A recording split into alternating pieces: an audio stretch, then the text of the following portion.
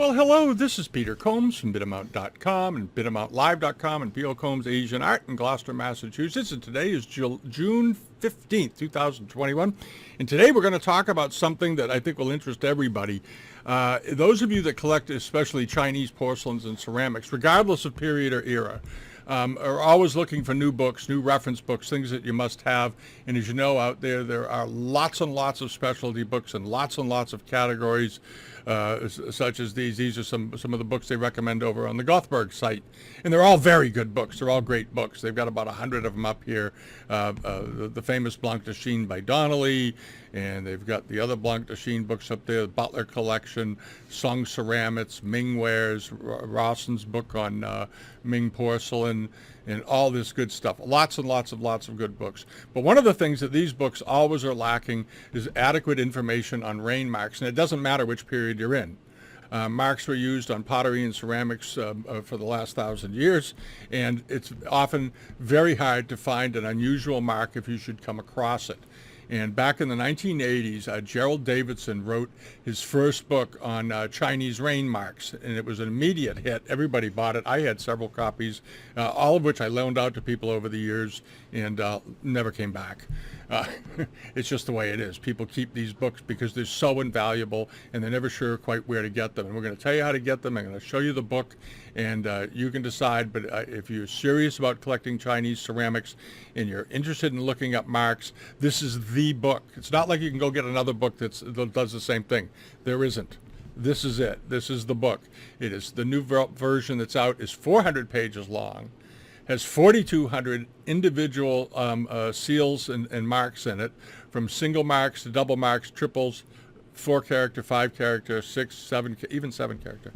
They have all of the marks in that you're going to look up, including place marks, kiln marks, Republic period marks, and so on and so forth. And we're going to go through them all with you. And one of the reasons Gerald did it was one, he found he had new information to add to it. And this is where you can order the book over on his website. And we're going to put a link to it here. We'll have a link to it on Bitamount.com. And we'll find a place to get it over on Bitamount Live for the users over there.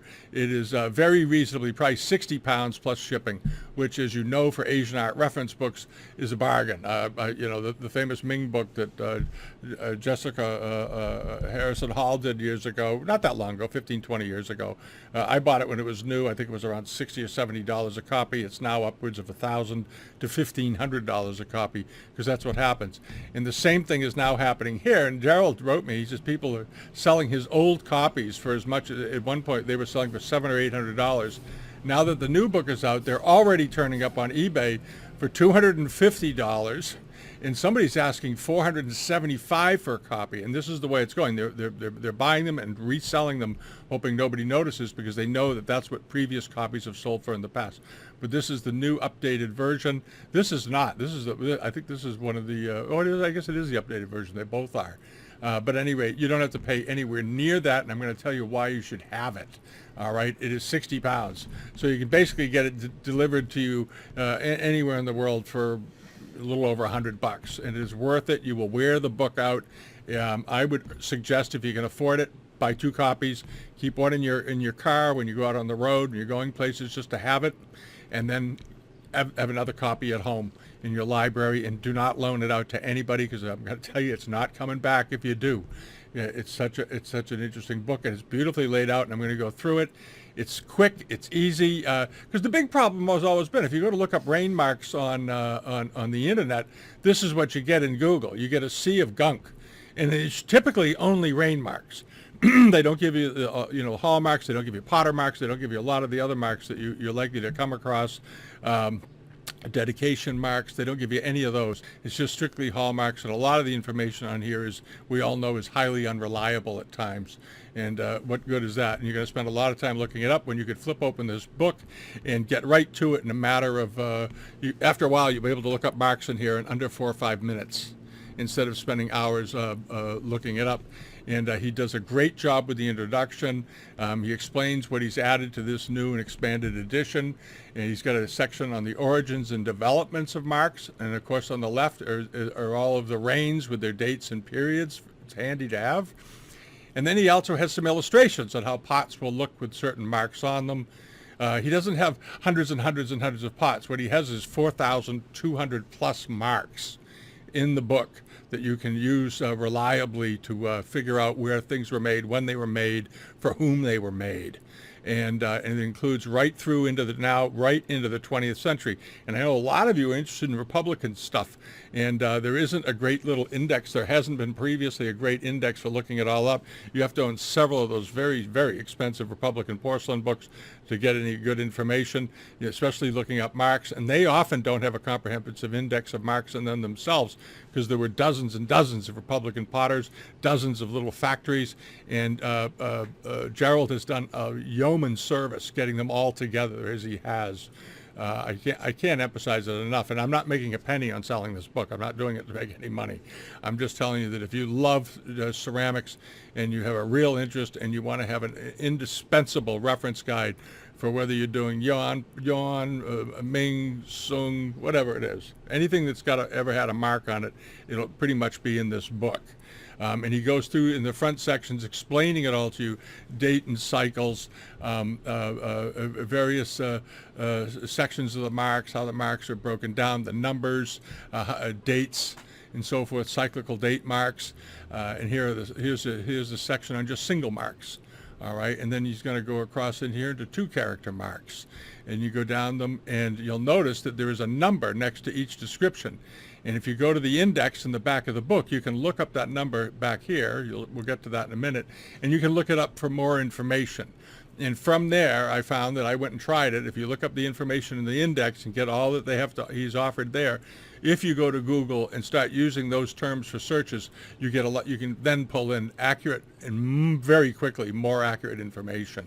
And you often end up on museum sites and whatnot, or at the major auction houses where they've done a piece, a write-up on it for an item that's in an auction. This is the section with 4 character marks in it, and you'll notice how crisply they're done. The paper is outstanding quality. It's not junk paper. He did it on a nice quality paper. It's very smooth. It looks to be quite durable, and the book is fairly thick. Like I said, this is a 400-page book, and it's pretty much just like this all the way through. And looking up the marks is easy, as I said. Once you've done it a couple of times, you'll figure out, you'll remember where things are, and you can scoot right through here, and then from there you can go gather extra information. It's an absolutely fabulous book, and we can just poke along through here.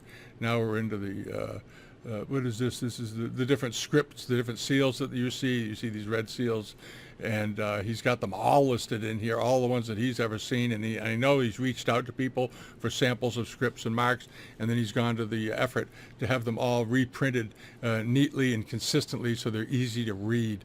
And here are Buddhist symbols, Shao characters, and all that business.